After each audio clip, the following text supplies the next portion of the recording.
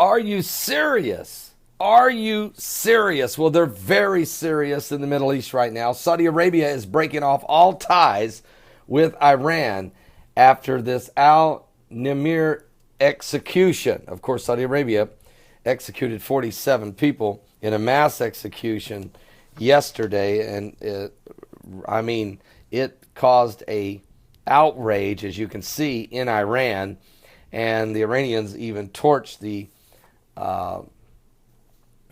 consulate and embassy there in Iran.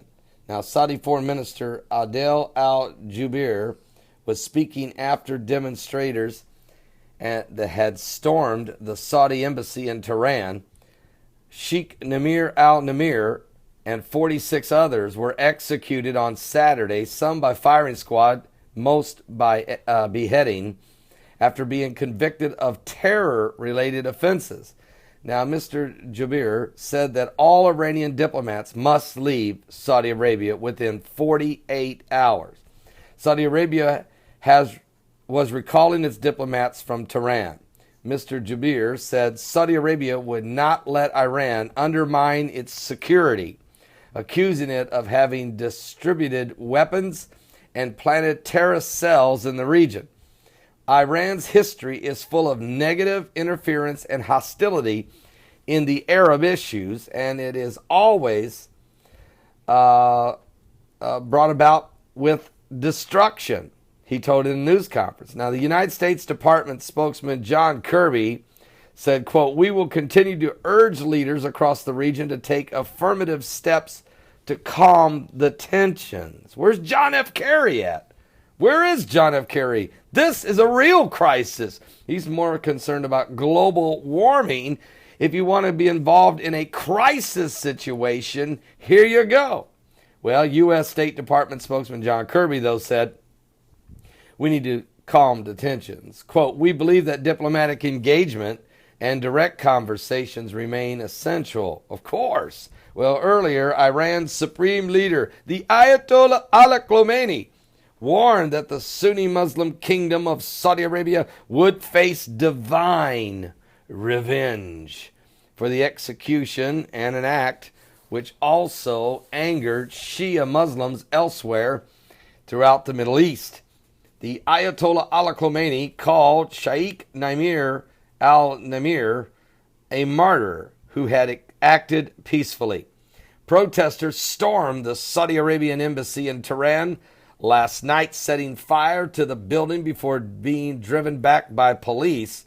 The Saudi Foreign Ministry said none of its diplomats had been harmed in the incident. Now, Iran is Saudi Arabia's main regional rival. They back opposing sides in the conflicts of Syria and Yemen.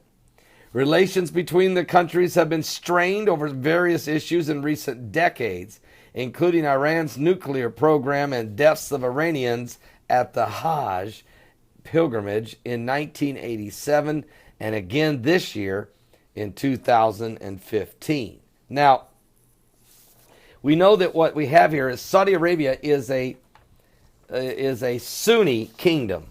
All right, it's Sunni Muslims. About 90% of Saudi Arabia is Sunni Muslims. It's where Mecca is. It's where Medina is. And then you have Iran. Iran is about 85% Shiite Muslim. And they totally have different ideology, and they have different end-time eschatology doctrines. And they are sworn enemies, even though they are both Muslims. So this becomes extremely volatile. And you have to understand, here's how it plays out in Syria. Iran is on the side of Russia and Syrian's President Assad, while Saudi Arabia is on the side of America and the Free Syrian Army. They're also on the side of the Yemen government that was overthrown, while Iran is on the side of the Houthis. And actually, Iran funds the Houthis in Yemen. So you have a definite division here because of religious ideology, And in the chaos of ISIS in Iraq and Syria, and with the rise of the Taliban in Afghanistan, and with Boko Haram doing its murderous deeds in Nigeria, and with al-Qaeda and al-Nusra in southern Syria, and with Hezbollah in southern Lebanon, and Hamas in the in Gaza, al-Shabaab in Somalia, and when I sit back and think about it, these are all splintered and all very aggressive in their form of Islam, and it's created a mess in the Middle East. It's not just Middle East madness, it's a mess. And so we're going to talk about it. We're going to keep our eye on it, because in the Bible it talks about these nations in confrontation, of course, in the last days. But it really does stress how Israel ends up being attacked by just about every one of these. And so it's just getting crazier by the minute. And we'll continue to keep an eye on it and pray, because we're living in the last days. Don't miss tonight's Sunday night live broadcast. Starts at 7 p.m. Eastern. That's 7 p.m. Eastern. Should be a powerful program tonight. You don't want to miss it. It's at my website at www.paulbegleyprophecy.com. That's www.paulbegleyprophecy.com. I'll also go live on Blog Talk Radio and YouTube. So you can certainly you'll have a chance to watch the program. God bless.